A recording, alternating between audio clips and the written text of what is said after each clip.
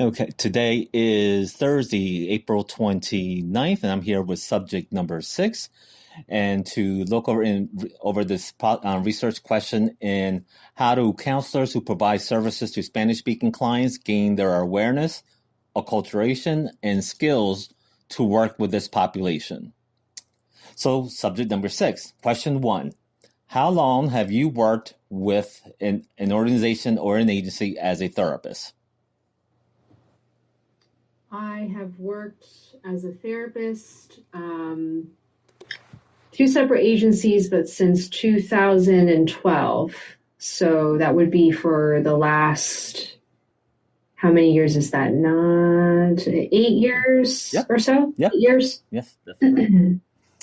And question number 2, what are your licensure credentials?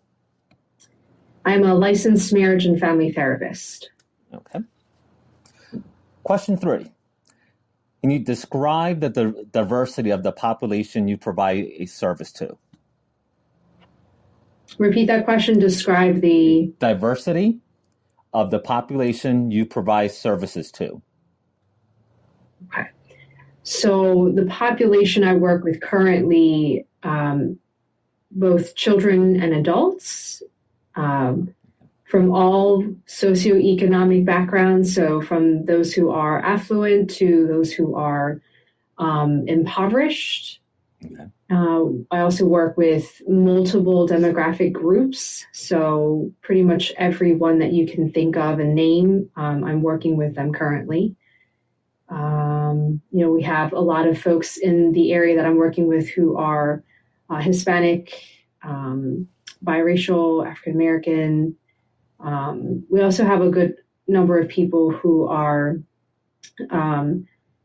of Caucasian descent, so they are, also part of the area. So it's diverse in that way, and that it pretty much runs the gamut. Okay, great. Question number 4, can you describe your comfort level providing services in Spanish? I would say I would not be, I'm comfortable with someone who is bilingual, but I am not affluent Spanish speaking. Okay. I would need a translator for sure. Okay. Question number 5, can you describe your skill sets working with Spanish speaking clients? I would say skill set is that I have minimally at least the cultural understanding and the background of that, especially having worked with many people of the Hispanic community. I know it through experience, through listening and attending to what their stories and what they've shared with me. The speaking part is the only part that I'm not affluent in. That's the part that I fall short in, and I think that could be a barrier, possibly, to the work that I can do with my clients who are Spanish speaking. But from the cultural perspective, just having the experience and the training and knowledge of the population, that part gives me the tools that I need. Okay. Question number 6. How would you describe your understanding of Spanish-speaking clients' cultural background, beliefs, customs, and values? So how would I describe my understanding? So I think that my level of understanding of the Hispanic community, largely comes from working in a community, where this is pretty much, their everyday, in that, I'm learning about them through their life situations, their struggles, and just being a part of the community. I think in working with them and in their community really does help me to gain the understanding. From what I do know about the population of people, they're a very tight knit community, very tight knit, and I think also that is largely attributed to the fact that when you yourself, have perhaps your own language barriers, Right. you tend to, group together with people of like culture, of like mind.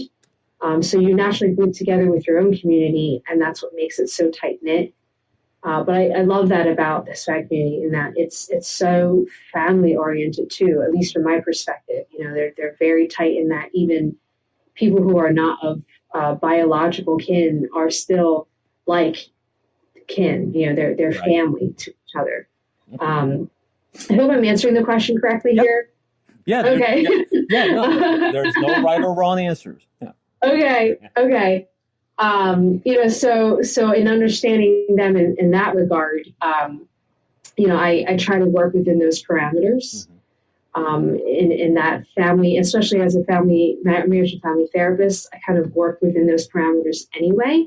So I look at the individual person in the Hispanic community, but I look at the community at large and how that really affects them as they are as a whole person, with their mental, emotional health, but also the other parts of them and their identity. I think that people who are part of a community will tend to identify most with what they are familiar with.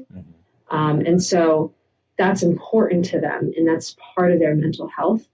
And then we're also talking about how they're trying to negotiate the rest of the larger community that are not like them.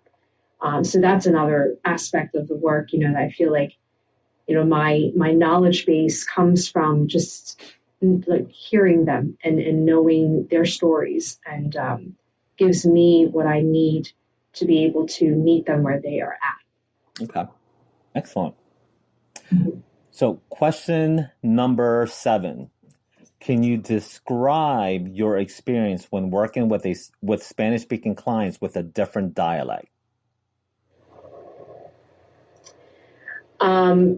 So because of my own language barrier, that's probably that's still, an area where I fall short. I don't have the language base. So I wouldn't be able to really communicate very effectively with the person who is primarily Spanish speaking. Now, if they're bilingual, I actually find it not too difficult, to try to work through, what might be, language differences in the way that we communicate to each other. I come from a bilingual home anyway, so that kind of is part of my background. I can kind of understand, what it's like to try to communicate with someone who isn't of like language.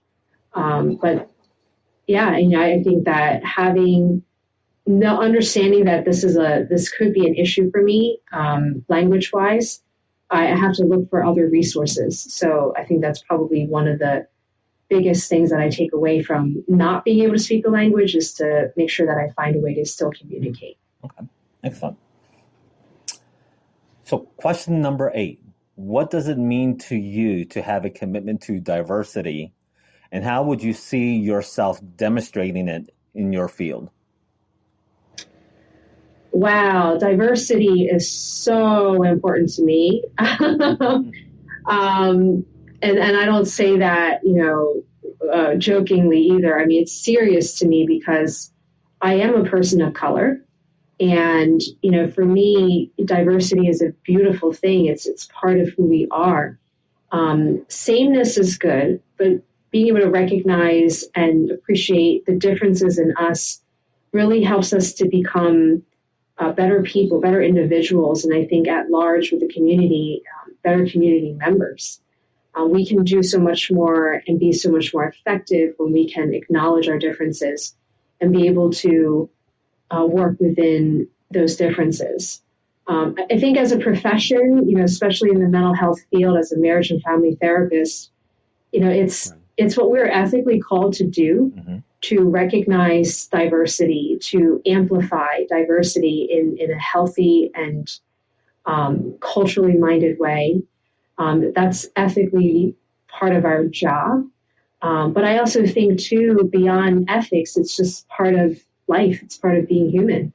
We cannot be effective mental health practitioners if we can't see across the way a person who's, has all these wonderful things about them, and we can't turn a blind eye to, what is a part of their identity. Right. So in my work, I really try my best to learn about the other person who sits across from me, no matter what it is. And I think by having a spirit and a heart for curiosity and for education, we can really gain a lot from those experiences, talking with our clients, with people at large in the community, and be able to take that on as a part of our work. And whatever we don't understand, I think that's also part of the job, is to acknowledge that we don't know it all, and to acknowledge that we need to learn more, and to be willing to do that and open up ourselves to those opportunities for education. Good. So question number 9. How does the agency or organization address a situation that involves a counselor's values or beliefs that are different from Spanish-speaking clients? I think it's a lot of debriefing. We have clinical meetings where we're able to have conversations. We have training programs, educational, continuing ed training programs where we are really put to the task to challenge ourselves, to learn about this community. And, I can say that, where I'm currently employed, that is something that we are consciously and effortfully doing, especially in light of everything that's going on these days. We have quarterly meetings where it's a diversity forum, and anybody and everybody can be a part of that conversation. So, yeah, I absolutely think education and training has been a part of the picture, particularly in the agency that I'm working for. Okay. Excellent. Question number 10.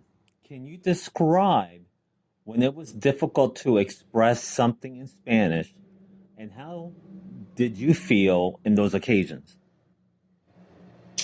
Yeah, so there was one incident. I was doing an intake session for a woman who was Spanish-speaking only. She had very, very minimal English that she could speak. So I did have a translator, and I would try to, in the best, most basic way possible, to join with this client with the very little Spanish that I am able to speak.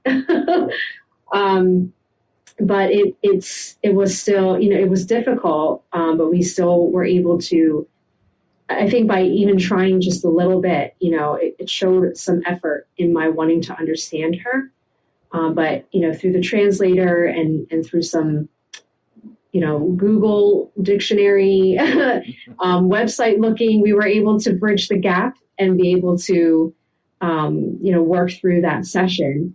I would say, part of it too was my comfort. I felt very ill-equipped. I felt like, I don't know if I'm able to be effective in the session. Thank God for my translator. She was able to do all that for me.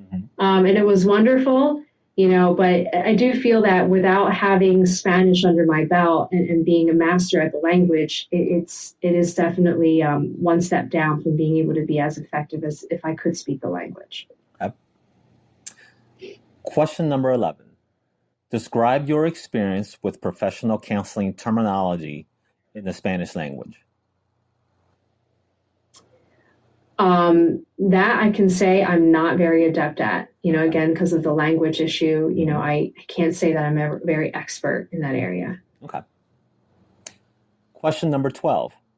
In your experience, what are the challenges faced by clinicians of Latino groups in the workplace?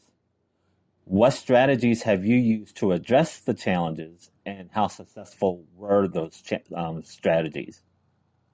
Okay. Can you repeat that question? Sure. So I'll give you the first part. In your experience, what are the challenges faced by clinicians of Latino groups in the workplace? I think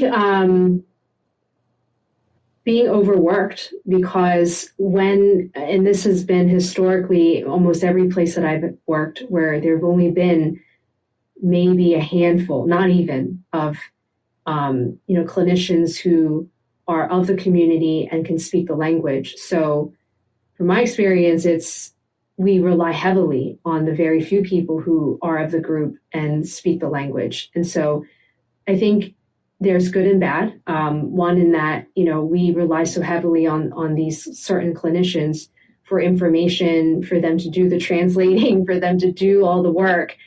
But then, there's not enough to go around. So, I think that these are the challenges of clinicians who are of the Latina community. They are going to be overworked, and there's just not enough of them to go around. Okay. So I think is that the second part of the question, to meet the challenge of that, right? Right.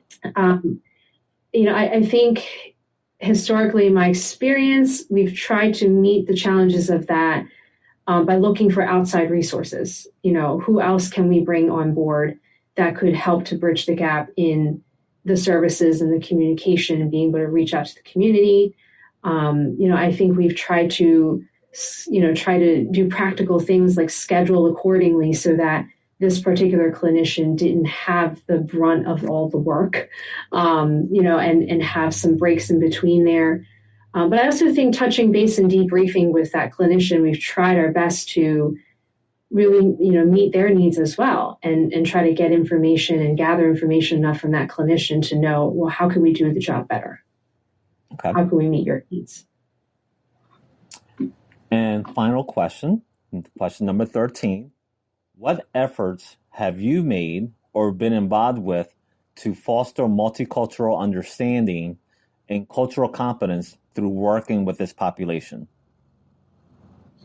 Personally, lots of education. I think, signing up for every opportunity to be a part of community conversations and forums, and also just being a part of the community and looking for opportunities to interact with members of the community as much as possible. That's been my personal approach. I can't know more about a population of people unless I'm a part of it, unless I somehow integrate myself into that community and be able to meet them where they are. So that's been my personal endeavor, is to educate through these opportunities, looking for as many opportunities as possible. I think on another level is also creating the opportunity. So, in every workplace that I've been in, we've had groups, panels of conversations with people, workshop opportunities where we are putting ourselves in the front seat to teach and to gather up all individuals interested in learning. So on one hand, I'm a student. On the other hand, I'm a teacher. And I think that that's been the best approach that I've been able to find, and the balance in that, so that I don't miss out on either end. I want to pay it forward by passing along the information that I've learned. And I think it challenges me to be able to be a part of the conversation when I do both of these roles. Okay, great. So, this concludes our interview process. This interview, at the conclusion, will follow up with a survey that will be emailed to you at the email that you have provided. And this ends our interview today.